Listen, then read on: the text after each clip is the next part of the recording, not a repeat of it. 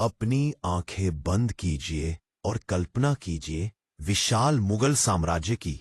अपने चरम पर यह लगभग पूरे भारतीय उपमहाद्वीप पर फैला हुआ था। हाथियों के साथ सेनाएं आगे बढ़ती थीं, तोपें मैदानों में गरजती थीं और बादशाह असीम विस्तार के सपने देखते थे।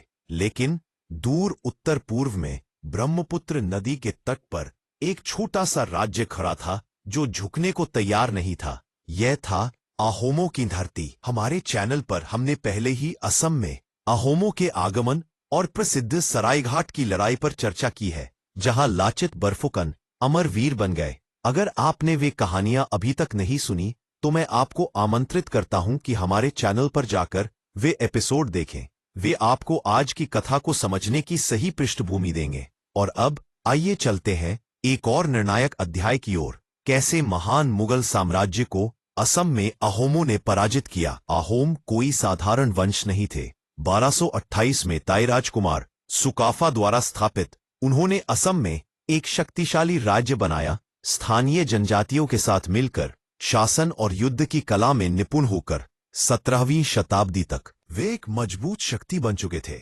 और जब मुगल पूर्व की ओर देखने लगे तो उन्हें असम एक ऐसा इनाम लगा जिसे हासिल करना ही होगा। पहली भिड़ंत 1615 में हुई। जहांगीर के शासन में मुगल सेनापति असम में दाखिल हुए, लेकिन अहोमों ने डटकर प्रतिरोध किया। वर्षों के युद्ध के बाद दोनों पक्षों ने सीमा तय की। 1639 की असुरार अली संधि ने बरनदी नदी को विभाजन रेखा बनाया। ये शांति नाजुक थी और लंबे समय तक टिक नहीं पाई। जब औरंगजेब सत्ता में आया तो मुगल महत्वाकांक्षा और तेज हो गई। 1662 में उसके सेनापति मीर जुमला ने विशाल सेना के साथ आक्रमण किया। राजा जयध्वज सिंघा के नेतृत्व में अहोम इसे रोक न सके। उनकी राजधानी गढ़गांव पर कब्जा हो गया। राजा को अपमानजनक संधि करनी पड़ी।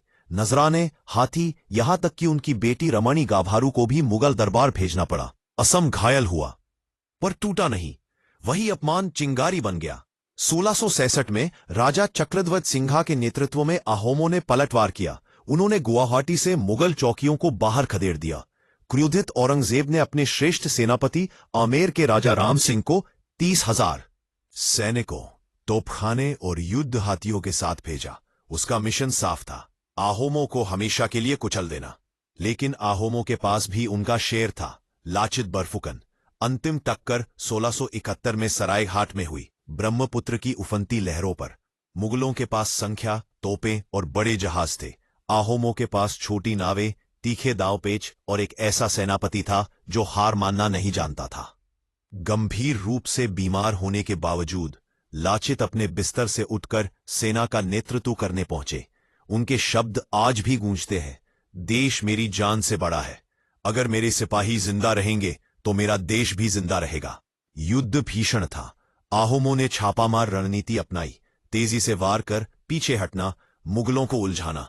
उनकी छोटी नावें नदी में नाचती सी लगती, भारी तोपों से लदे मुगल जहाजों को मात देती। और फिर असंभव हुआ, मुगल नौसेना ढह गई। राम सिंह को पीछे हटना पड़ा। सरायघाट में भारत के सबसे शक्तिशाली साम्राज्य को एक ऐसे राज्य ने नीचा दिखाया जिसे लोग तुच्छ समझते थे। मुगल फिर कभी असम जीतने नहीं लौटे। अहोम सदियों तक स्वतंत्र रहे, जब तक कि बर्मी आक्रमण और अंततः अंग्रेजों ने उनका शासन समाप्त नहीं किया। लेकिन सरायघाट की विजय अमर है। लाचित बरफुकन को सिर्फ एक सेनापति नहीं बल्कि साहस और देशभक्ति के प्रतीक के रूप में याद किया जाता है। हर साल 24 नवंबर को असम लाचित दिवस मनाता है। तो असम की कहानी केवल राजाओं और युद्धों की कहानी नहीं है। यह उन लोगों की दास्तान है जिन्होंने हार मानने से इनकार किया, जिन्होंने दिल और रणनीति से लड़ा और जिन्होंने साबित किया कि सबसे बड़े साम्राज्य को भी दृढ़ संकल्प, एकता और मातृभूमि के प्रति प्रेम से हराया जा सकता है।